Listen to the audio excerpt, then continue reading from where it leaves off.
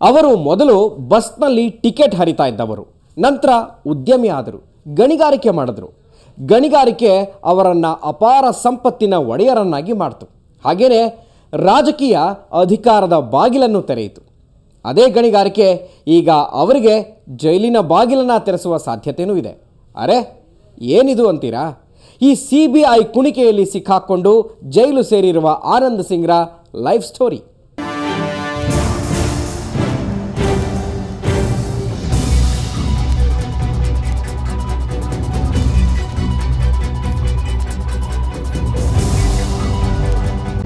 ಆನಂದ್ ಸಿಂಗ್ ವಿಜಯನಗರದ MLA, ಕರ್ನಾಟಕದ ರಾಜಕಾರಣದಲ್ಲಿ ಸದ್ಯ ಟಾಕ್ ಆಫ್ ದ ಟೌನ್ ಆಗಿರೋ ರಾಜಕಾರಣಿ.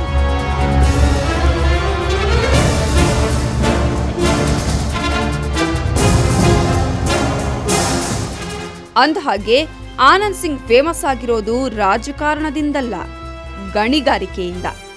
ಈ ಗಣಿಗಾರಿಕೆ ದೆಸೆಯಿಂದ ಆನಂದ್ ಸಿಂಗ್ ಇವತ್ತು ಕರ್ನಾಟಕದ ಕೋಟ್ಯಾಧಿಪತಿ ರಾಜಕಾರಣಿಗಳಲ್ಲಿ ಒಬ್ಬರು. ಹಾಗಂತ ಆನಂದ್ ಸಿಂಗ್ ಹುಟ್ಟು ಶ್ರೀಮಂತರೇನಲ್ಲ. ಇವರು ಶ್ರೀಮಂತರಾಗಿದ್ದು ಆ ಶ್ರೀಮಂತಿಕೆಯ ಬಲದಿಂದ ರಾಜಕಾರಣಿಯಾಗಿದ್ದು, ಆ ಕಥೆ ತುಂಬಾ ಇಂಟ್ರೆಸ್ಟಿಂಗ್ ಆಗಿದೆ. ಆನಂದ್ ಸಿಂಗ್ ಕಥೆ. ಮೂಲತಃ ಹೊಸಪೇಟೆ ಜಿಲ್ಲೆಯ ಕಂಪ್ಲಿ ಪಟ್ಟಣದವರಾದ ಆನಂದ್ ಸಿಂಗ್ ಅವರ ಮೂಲ ಹೆಸರು ಆನಂದ್ ಕುಮಾರ.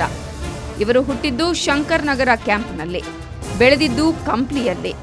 ಇವರ ತಂದೆ ಪೃಥ್ವಿರಾಜ್ ಸಿಂಗ್, ಇವರ ದೊಡ್ಡಪ್ಪ ಸತ್ಯನಾರಾಯಣ ಸಿಂಗ್ 2 ಬಾರಿ ಹೊಸಪೇಟೆ ಕ್ಷೇತ್ರದ ಶಾಸಕರಾಗಿದ್ರು. ದೇವರಾಜು ಅರಸು ಅವರ ಅವಧಿಯಲ್ಲಿ ಪ್ರಭಾವಿ ಶಾಸಕರಾಗಿದ್ದ ಸತ್ಯನಾರಾಯಣ ಸಿಂಗ್ರಿಂದಲೇ ಆನಂದ್ ಸಿಂಗ್ ಅವರಿಗೆ ರಾಜಕೀಯದ ನಂಟು ಬೆಳೆದಿದ್ದು. 1992ರಲ್ಲಿ ಕಂಪ್ಲಿ ಪುರಸಭೆಗೆ ಸ್ಪರ್ಧಿಸಿದ್ದ ಆನಂದ್ ಸಿಂಗ್ ಹೀನಾಯವಾಗಿ ಸೋತಿದ್ರು. ಆಗಿನ ಕಾಲಕ್ಕೆ ಎಲ್ಲ ತನಗೆ ಬೇಕು ಅನ್ನೋ ತರ ತಾವೊಬ್ಬರೇ ನಿಲ್ಲದೆ 20 ವಾರ್ಡ್ಗಳಲ್ಲಿ ತನ್ನ ಬೆಂಬಲಿಗರನ್ನ ಕಣಕ್ಕಿಳಿಸಿದ್ರು. ಆದ್ರೆ ಅವರ ಪೈಕಿ ಒಬ್ಬರು ಗೆಲ್ಲದೆ ಎಲ್ರೂ ಹೀನಾಯವಾಗಿ ಸೋತಿದ್ರು. ಪ್ರಥಮ ಚುಂಬನಂ ದಂತಭಗ್ನಂ ಎಂಬಂತೆ ಎಲೆಕ್ಷನ್ನಲ್ಲಿ ಸೋತ ಆನಂದ್ ಸಿಂಗ್ 1992ರ ನಂತರ ಹೊಸಪೇಟೆಗೆ ಬಂದು ತನ್ನ ತಂದೆಯ ವೃತ್ತಿಯಾದ ಬಸ್ ವ್ಯವಹಾರ ಕೇಳಿದ್ರು. ಹೊಸಪೇಟೆ ತಾಲೂಕಿನಲ್ಲಿ SVK ಬಸ್ಗಳು ತುಂಬಾನೇ ಫೇಮಸ್. ಯಾಕಂದ್ರೆ ಸರ್ಕಾರಿ ಬಸ್ ತಿರುಗಾಡದ ಕುಗ್ರಾಮಗಳಿಗೂ ಈ ಬಸ್ಗಳು ಓಡಾಡ್ತಾ ಇದ್ವು. ಹೀಗೆ 8ರಿಂದ 10 ವರ್ಷದ ಕಾಲ ಬಸ್ಸಿನ ಸಂಪೂರ್ಣ ವ್ಯವಹಾರವನ್ನ ಆನಂದ್ ಸಿಂಗ್ ನೋಡಿಕೊಳ್ತಿದ್ರು. ಒಮ್ಮೊಮ್ಮೆ ತಾವೇ ಕಂಡಕ್ಟರ್ ಕೆಲಸ ಕೂಡ ಮಾಡ್ತಾ ಇದ್ರು. ಹಾಗೆ ನಿಧಾನಕ್ಕೆ ತಮ್ಮ ಶ್ರೀಮಂತಿಕೆ ವೃದ್ಧಿಸಿಕೊಂಡ್ರು. 2002ರಲ್ಲಿ ತಮ್ಮ ತಂದೆ ಮತ್ತು ದೊಡ್ಡಪ್ಪರಿಂದ ಬಳುವಳಿಯಾಗಿ ಬಂದಿದ್ದ SVK ಮತ್ತು SP ಮೈನಿಂಗ್ ಕಂಪನಿಯಲ್ಲಿ ಡೈರೆಕ್ಟರ್ ಆಗಿ ಕೆಲಸವನ್ನ ನಿರ್ವಹಿಸತೊಡಗಿದ್ರು ಆನಂದ್ ಸಿಂಗ್.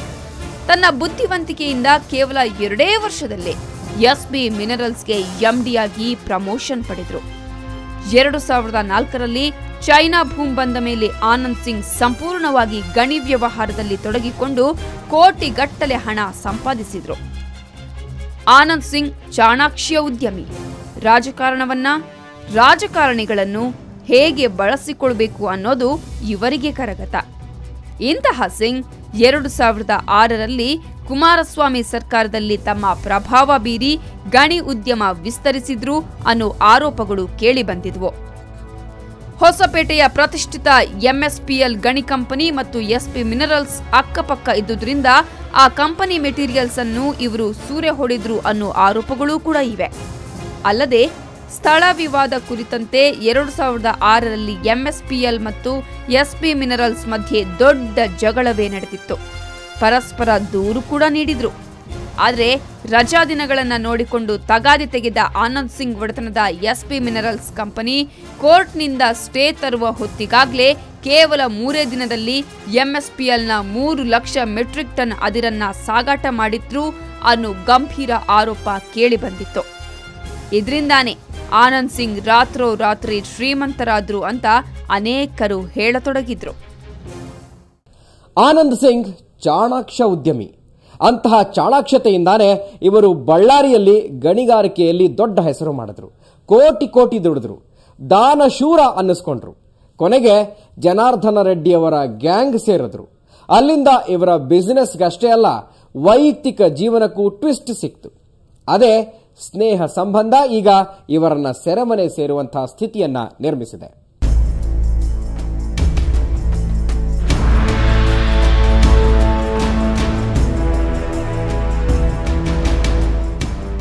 ಆನಂದ್ ಸಿಂಗ್ ದಾನ ಧರ್ಮದಲ್ಲಿ ಎತ್ತಿದ ಕೈ. 2012ರವರೆಗೂ ತಮ್ಮ ಕ್ಷೇತ್ರದಲ್ಲಿ ಪ್ರತಿ ದೀಪಾವಳಿ ಮತ್ತು ರಂಜಾನ್ ಹಬ್ಬದಂದು ಹೆಣ್ಣು ಮಕ್ಕಳಿಗೆ ಸೀರೆಯನ್ನ ವಿತರಿಸುವುದು ಇವರು ಪಾಲಿಸಿಕೊಂಡಿರೋ ಬಂದಿರೋ ಸಂಪ್ರದಾಯ. ರಂಜಾನ್ ದಿನಗಳಲ್ಲಿ ಕ್ಷೇತ್ರದಲ್ಲಿರುವ ಎಲ್ಲಾ ಮಸೀದಿಗಳಲ್ಲೂ ಊಟದ ವ್ಯವಸ್ಥೆ ಮಾಡ್ತಾ ಇದ್ರು. ಗುಡಿಗೋಪುರ ನಿರ್ಮಾಣಕ್ಕೆ, ಆಧ್ಯಾತ್ಮಿಕ ಕಾರ್ಯಕ್ರಮ, ಮಠ ಮಾನ್ಯಗಳಿಗೆ ಹೀಗೆ ಯಾರೇ ಹಣ ಕೇಳಿದ್ರೂ ಇಲ್ಲ ಅಂತಿರ್ಲಿಲ್ಲ. ಜೊತೆಗೆ ಶಂಕರ್ ಆನಂದ್ ಸಿಂಗ್ ಫೌಂಡೇಶನ್ ಹೆಸರಲ್ಲಿ ನಾರಾಯಣ ಹೃದಯಾಲಯ ಆಸ್ಪತ್ರೆಯಲ್ಲಿ ಒಂದಿಷ್ಟು ಹಣವನ್ನ ಡೆಪಾಸಿಟ್ ಇರಿಸಿದ್ರು. ಅದರ ಮೂಲಕ ಅನೇಕ ಹೃದ್ರೋಗಿಗಳಿಗೆ ಟ್ರೀಟ್ಮೆಂಟ್ ಪಡೆದುಕೊಳ್ಳಲು ನೆರವು ನೀಡಿದ್ದಾರೆ. ಹೀಗಾಗಿ ಆನಂದ್ ಸಿಂಗ್ ಈಗಲೂ ಕ್ಷೇತ್ರದಲ್ಲಿ ಜನಪ್ರಿಯ ನಾಯಕರೇ.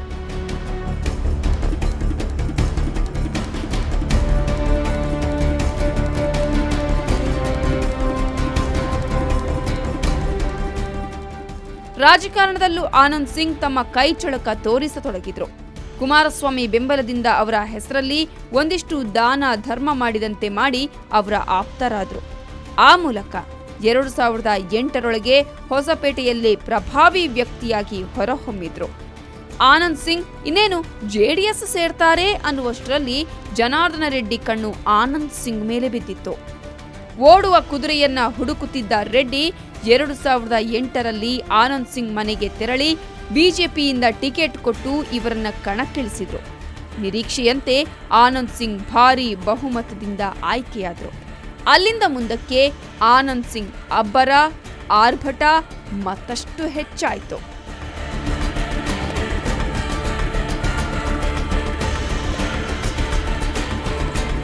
ಆದರೆ ಆನಂದ್ ಸಿಂಗ್ ಹೆಸರು ಕೆಡೋದಿಕ್ಕೆ ಕಾರಣವಾಗಿದ್ದು ಗಣಿಗಾರಿಕೆ. ಮೈನಿಂಗ್ ಬಿಸ್ನೆಸ್ನಲ್ಲಿ ಆನಂದ್ ಸಿಂಗ್ ಮುಟ್ಟಿದ್ದೆಲ್ಲ ಚಿನ್ನ ಎನ್ನುವಂತಾಯಿತು. ಇವರು ಎಂಎಸ್ಪಿಎಲ್ನಿಂದ ಹಾಗೂ ಅರಣ್ಯ ಭೂಮಿಯಿಂದ ಎಗ್ಗಿಲ್ಲದೆ ಅಕ್ರಮವಾಗಿ ಅದಿರು ಸಾಗಾಟ ಮಾಡಿದ್ರು ಅನ್ನೋ ಆರೋಪಗಳು ಕೇಳಿಬರತೊಡಗಿದ್ವು. ಅದರಲ್ಲೂ ಆನಂದ್ ಸಿಂಗ್ ಎಂಎಲ್ಎ ಆಗಿದ್ದೇ ತಡ ಸುರೇಶ್ ಬಾಬು, ನಾಗೇಂದ್ರ, ಜನಾರ್ದನ ರೆಡ್ಡಿಯ ಗ್ಯಾಂಗ್ ಸೇರಿದ್ರು. ಬಳ್ಳಾರಿ ಜಿಲ್ಲೆಯನ್ನ ತಮ್ಮ ಕಪಿಮುಷ್ಟಿಯಲ್ಲಿಟ್ಟುಕೊಂಡು 2008ರಿಂದ 2011ರವರೆಗೂ ಲೂಟಿ ಹೊಡೆದ್ರು. ಆದರೆ ಕೆಲವೊಂದು ವಿಷಯದಲ್ಲಿ ಸುರೇಶ್ ಬಾಬು ಮತ್ತು ಆನಂದ್ ಸಿಂಗ್ ನಡುವೆ ಭಿನ್ನಾಭಿಪ್ರಾಯ ಹುಟ್ಟಿಕೊಂಡಿತ್ತು. ಅಲ್ಲಿಂದ ಮುಂದಕ್ಕೆ ರೆಡ್ಡಿಗಳ ಪಾಳೆಯದಿಂದ ದೂರವಿದ್ದೇ ಆನಂದ್ ಸಿಂಗ್ ತನ್ನೆಲ್ಲ ಕಾರ್ಯ ಚಟುವಟಿಕೆಗಳನ್ನ ಮಾಡ್ತಾ ಇದ್ರು. ಇವರ ನಡುವಿನ ಭಿನ್ನಾಭಿಪ್ರಾಯಕ್ಕೆ ಹಣಕಾಸಿನ ವ್ಯವಹಾರವೇ ಕಾರಣ ಅನ್ನೋ ಮಾತುಗಳಿವೆ.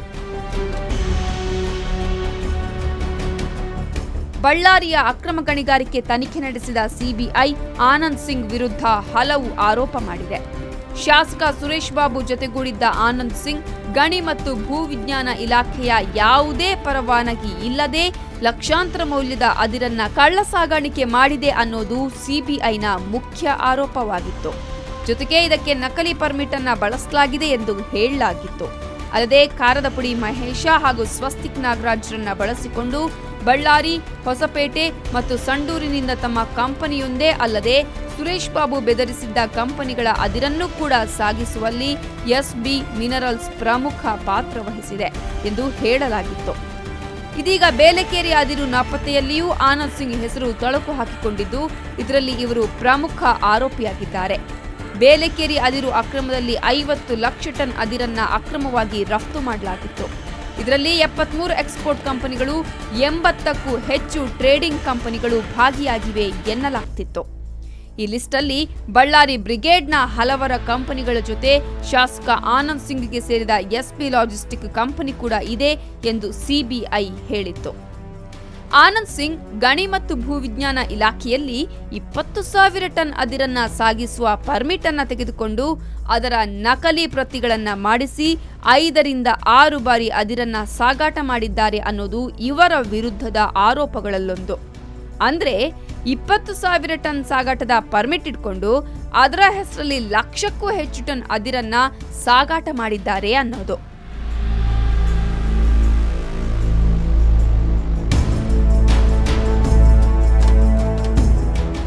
ಅಕ್ರಮ ಗಣಿಗಾರಿಕೆಯ ಎಫೆಕ್ಟ್ ಎನ್ನುವಂತೆ ಬಳ್ಳಾರಿ ಬ್ರಿಗೇಡ್ನ ಒಬ್ಬೊಬ್ಬರೇ ಶಾಸಕರು ಜೈಲು ಸೇರುತ್ತಿದ್ದಾರೆ. ಮೊದಲು ಜನಾರ್ದನ ರೆಡ್ಡಿ, ನಂತರ ಸುರೇಶ್ ಬಾಬು, ಆ ನಂತರ ಸತೀಶ್ ಸೈಲ್, ಅವರ ನಂತರ ನಾಗೇಂದ್ರ, ಇದೀಗ ಆನಂದ್ ಸಿಂಗ್ ಸರದಿ.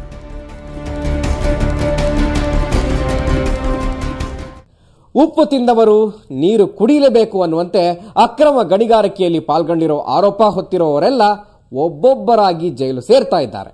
ಇದೀಗ ಆನಂದ್ ಸಿಂಗ್ ಕೂಡ ಈ ಲಿಸ್ಟ್ಗೆ ಸೇರ್ಪಡೆಗೊಂಡಿದ್ದಾರೆ. ಇದು ಇನ್ನೂ ಯಾರ್ಯಾರನ್ನ ತನ್ನ ತೆಕ್ಕೆಗೆ ತೆಗೆದುಕೊಳ್ಳುತ್ತೋ ನೋಡಬೇಕು. ಇದೇ ಈ ಹೊತ್ತಿನ ವಿಶೇಷ. ನೇರ, ದಿಟ್ಟ, ನಿರಂತರ ಸುದ್ದಿಗಾಗಿ ನೋಡ್ತಾ ಇರಿ ಸುವರ್ಣ ನ್ಯೂಸ್.